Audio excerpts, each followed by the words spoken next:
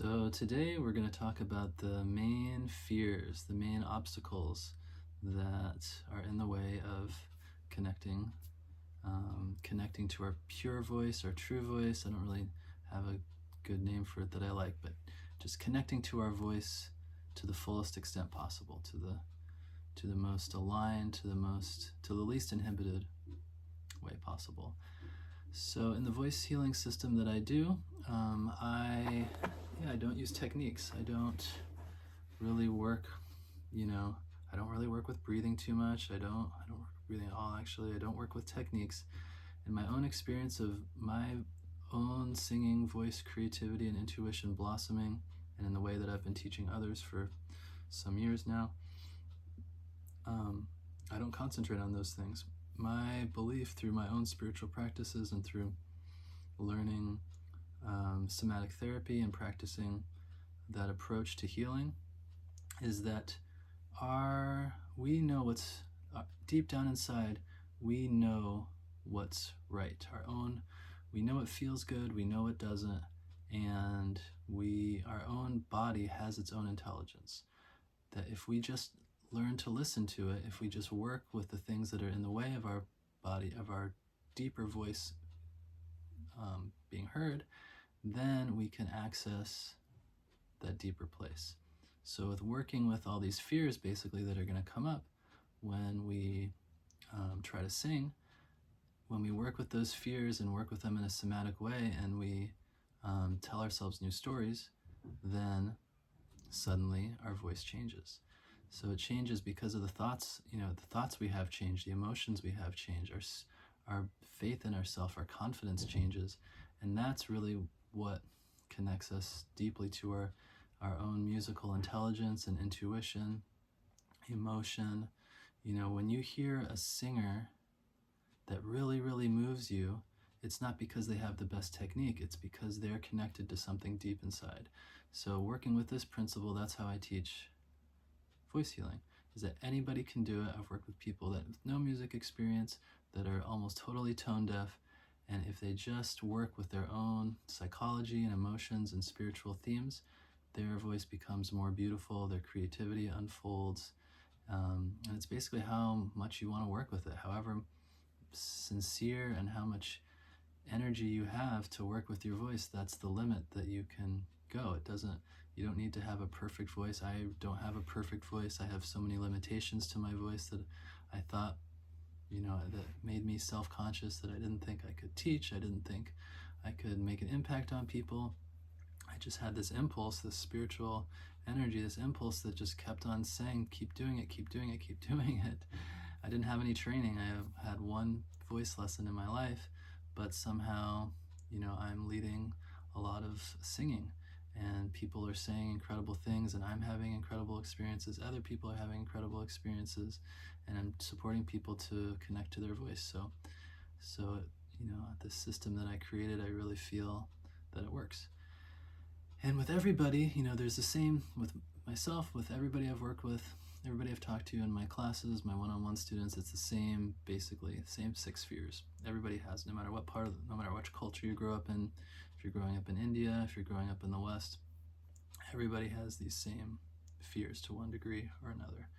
And working with these fears, they're all interconnected.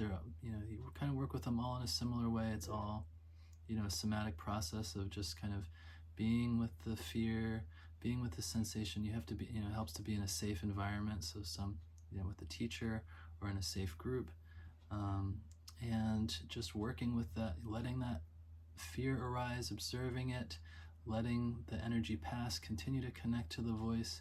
And then when it passes and you have that experience of continuing, of being clear-minded again, of that fear disappearing, then you do that again and again and again, then you start to realize, this fear that I have isn't true. The fear came up and the fear disappeared, and I'm still singing and I'm still enjoying it. So in this way, that's how we work with them and connect to our voice more deeply. And I had something I was going to say and I forgot. So the first fear of being heard, the fear of being seen. So we're gonna, especially like if it's in a place where we're more exposed, if the only one singing, or if there's only a very few people singing in a group and our voice has a more proportional impact to the whole, it can make us feel fear. We don't want to be heard. We don't want to be exposed that way. And, just being seen as well, being watched, that can create a lot of fear. The expectation that someone has that it's going to be good, what's going to come out, putting you on the spot. You have the expectations on ourselves, and fear can come up with that.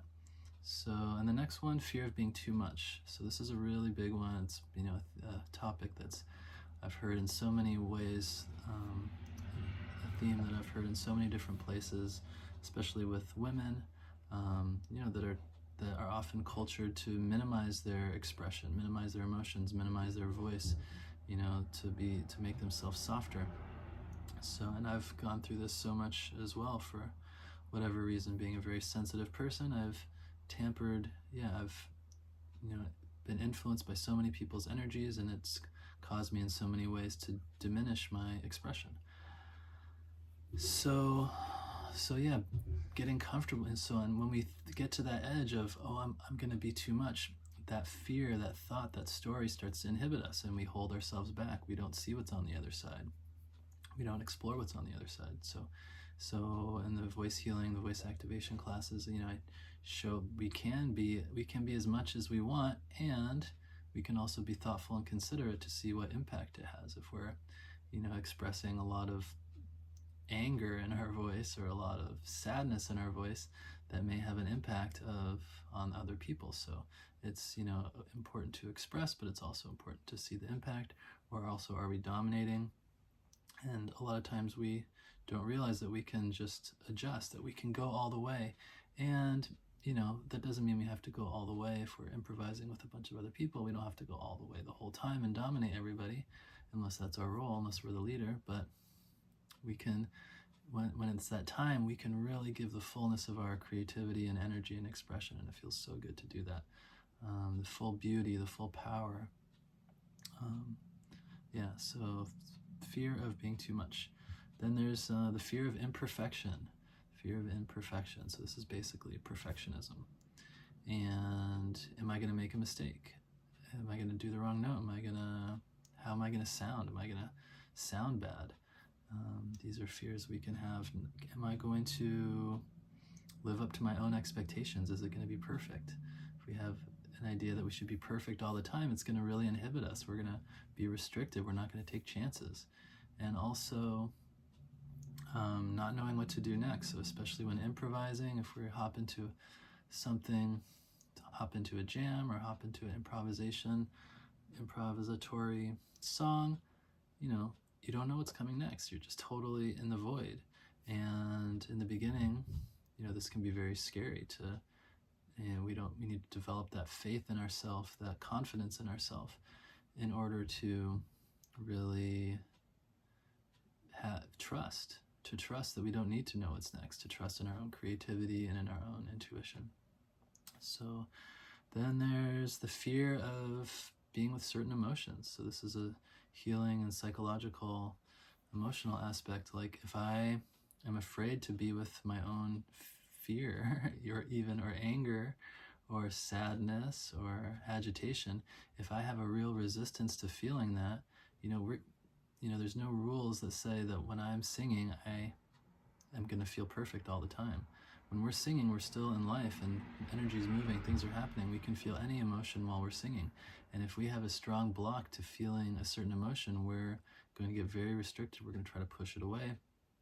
And the more we become comfortable with our many different emotions, even if they're intense, when we become comfortable with them, then we can stay in the present moment.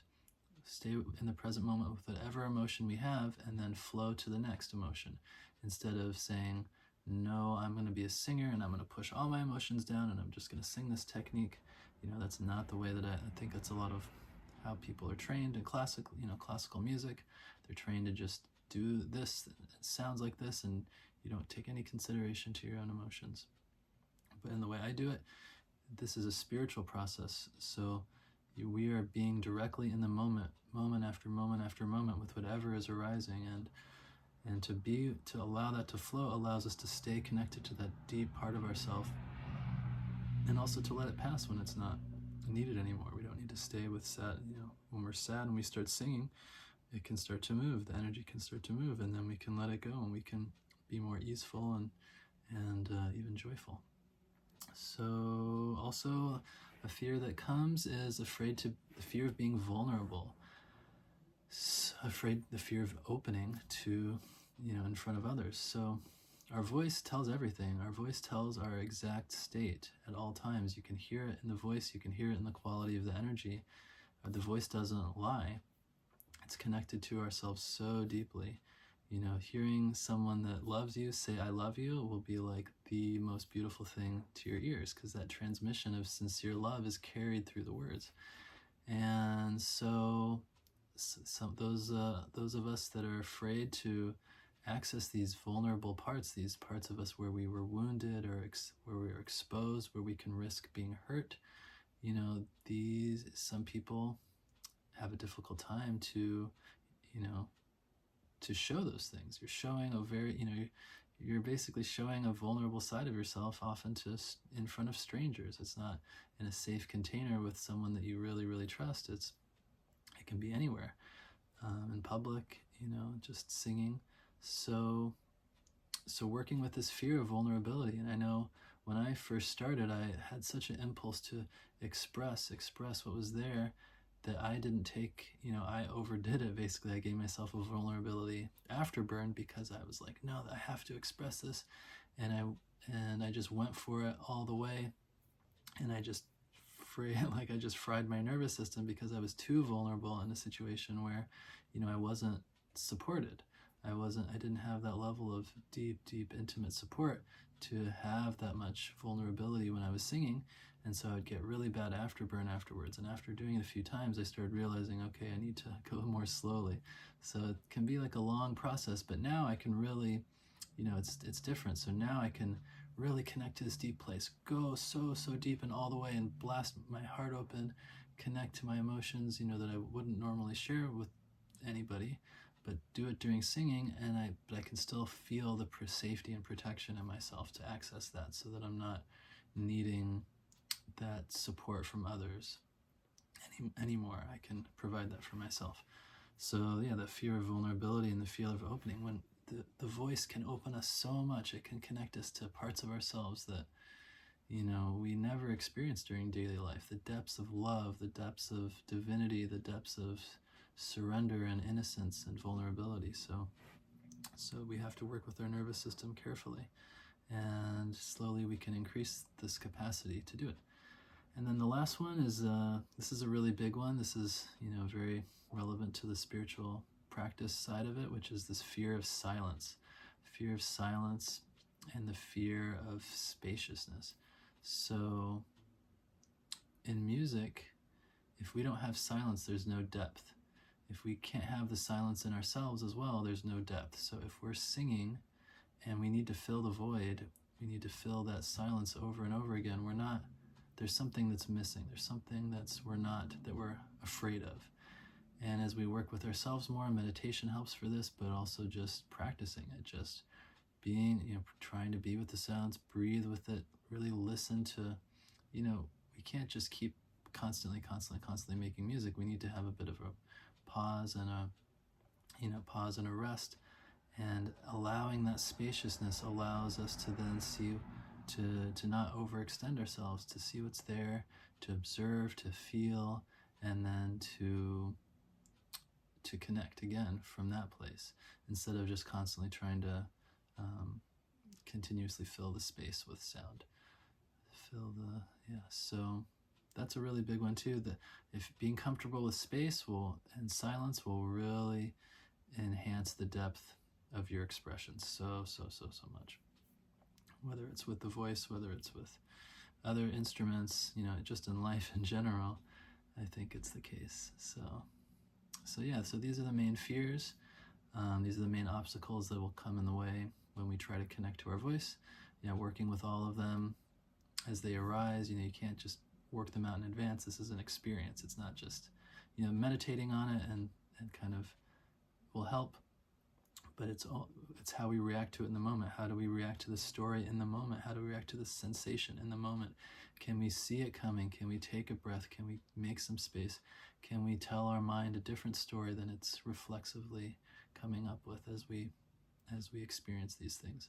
So this is how to work through them and to create a deeper connection to our voice, deeper expression, deeper beauty, deeper power, deeper just expression of the present moment. So yeah, feel free to reach out to me. If feel free to ask any questions in the comments. I'll be happy to answer them. And of course, like, the real way to work on this is to experience it. So getting into a class, a group, with a skillful facilitator, or doing one-on-one lessons. Of course, that's if you really want to have that personal attention to exactly what's going on for you. That's going to be the best way. I mean, for me, I took a long time to ripen because I didn't have any teachers. I was just using my connection to the divine. I was using my connection to my guru and thinking I was going crazy half the time, not sure if I was doing anything right, because I didn't have anybody to ask any questions, or what am I doing, what's going on, or if it was even working. And but so it is possible that way, but it's much easier to have a teacher and someone that's already done it before and can identify, make the process much smoother. You'll feel supported. I recommend that. So if you want those, if I have any room, I'll be happy to work with you. Just send me a message on Instagram. It's the same username, dharmadev with 2 underscores after it. And good luck with your voice, good luck with your connection and your music, and I'll see you next time.